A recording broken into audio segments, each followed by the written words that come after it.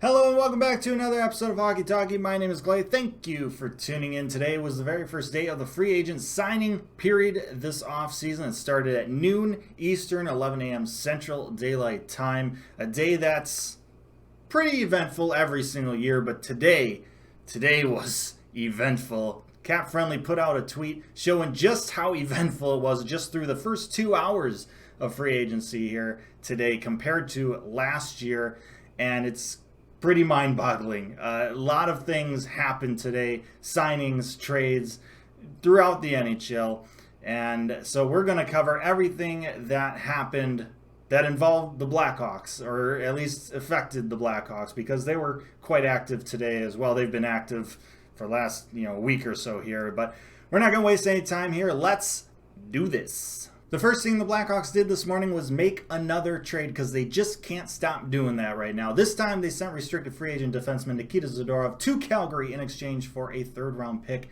next year, which means last offseason we traded Brandon Saad to Colorado in exchange for 1 year of Nikita Zadorov and eventual third-round pick. I view that trade kind of as a wash, even though it doesn't sound great, because Colorado, they're not re-signing Brandon Saad. They don't have the cap space to do so. So they only got 1 year of Brandon Saad, and Brandon Saad would not have put the Blackhawks in the playoffs last season if they would have kept him. So, I don't know. It happened.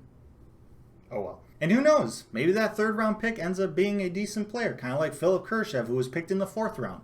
You never know. But what we do know is that Calgary will still need to sign Nikita Zadorov to a contract extension, and from the reports back when Nikita Zadorov and the Blackhawks were in contract talks, he kind of wants a bit of a pay raise into like the $4 to $5 million range. And if that's the case, go ahead, take him. We'll take a third-round pick back. If he can get that from Calgary, good for him. But I don't want the Blackhawks paying Nikita Zadorov that.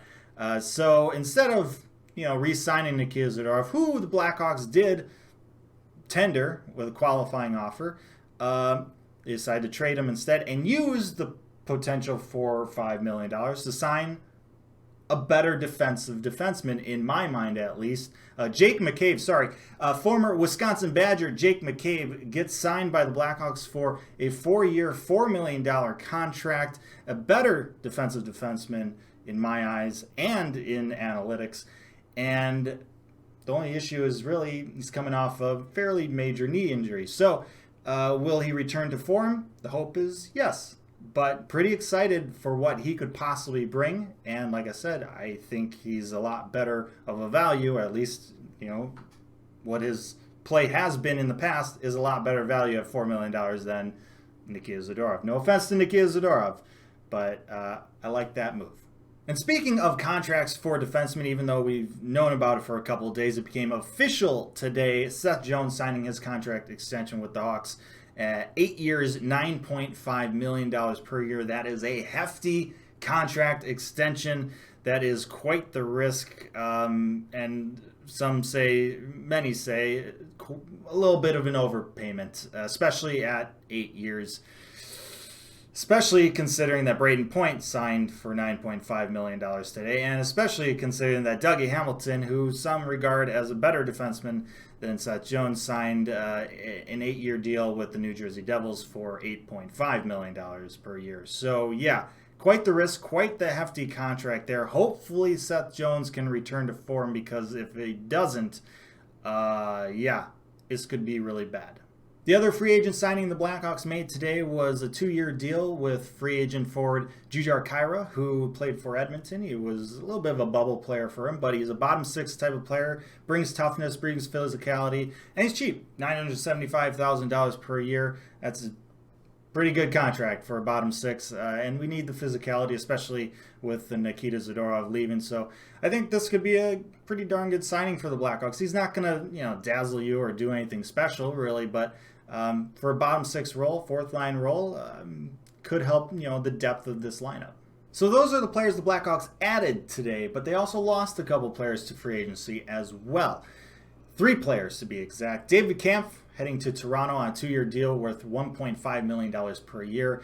Vinnie Hinostroza heading to Buffalo on a 1-year deal, just over $1 million. And then Pius Suter is heading to Detroit on a 2-year deal, $3.25 million per year. Now, I understand people are upset that the Blackhawks did not re-sign Pius Suter, but at the same time, I would not have paid $3.25 million for Pius Suter, especially with the cap situation the Blackhawks are in.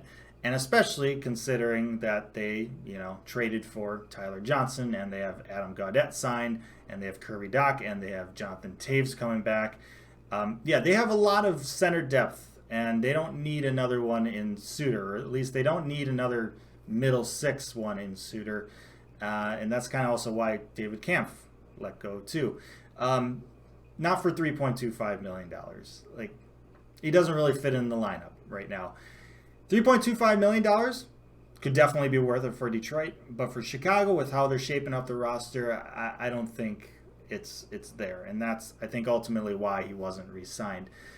Hopefully, Suter has a good, couple years and earns that contract. I wish him nothing but the best, but I'm not really too disappointed that he didn't re-sign. I think we're fine without him. I don't think he moves the needle that much for the Blackhawks. Now, with all the moves the Blackhawks have made so far, today and prior to today, they now find themselves right back up against the salary cap. They're not done making moves. I'm telling you right now, there's going to be some more things coming, especially if they're going to be re-signing Brandon Hagel. And I would be very surprised if they do not sign Brandon Hagel. Now, two things could happen which may limit the amount of future moves they make. Number one, Marc-Andre Fleury decides to retire, or he says he doesn't want to play in Chicago and forces a trade. And in those scenarios, then the Blackhawks don't have to, pay $7 million to Marc-Andre Fleury for this upcoming year. They save that amount of money in cap space, or at least a significant portion of that. Number two, they make a trade similar to the trade they made with Tampa Bay, where they sent Seabrook's contract to Tampa Bay in exchange for Tyler Johnson. They could also send Andrew Shaw's contract to a team in exchange for an asset or two back to clear up that cap space. Or if they don't want to do that, they could wait until the regular season and convince a guy like Brandon Hagel to wait until the regular season to sign, when they can put Andrew Shaw's contract onto LTIR. So yeah, I don't think the Hawks are done by any stretch of the imagination. Even though they've been very active so far, they still got some more things to do to kind of finalize this roster, which honestly looks pretty decent right now. But yeah, a lot of action early in this offseason, not just from the Hawks, but NHL as well. A lot of trades, a lot of signings, big name, things. Some players are gonna look kind of weird this upcoming season in different uniforms for sure. But yeah, it'll be interesting to see how much more fun and crazy this offseason could possibly get. With that, I'm going to say thank you so much for watching this episode of Hockey Talkie. Let me know your thoughts on everything that went down today in the comments section below. Like, share, and subscribe. Appreciate that as always. But most importantly, stay safe, make good decisions, and I'll see you next time.